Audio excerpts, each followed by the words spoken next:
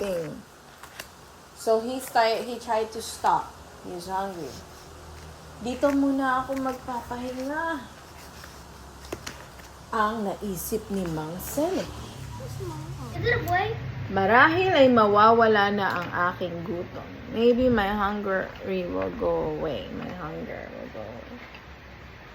Sinikap niyang umidlip. He tried to take a nap, ngunit hindi siya patulugin ng kanyang gutom. But his hunger won't let him sleep.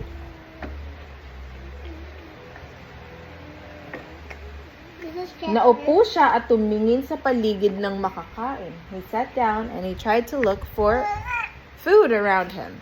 Okay, what happened? So that Mang Selo said, I wish I should have been bringing food. And then he's like, wait, I'll stop here. And then he was trying to sleep. But his hunger won't make him sleep.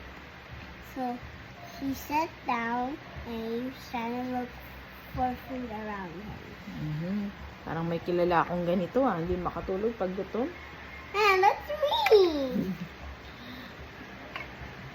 Ngunit wala siyang makitang kahit anong ligaw na prutas o anumang bunga.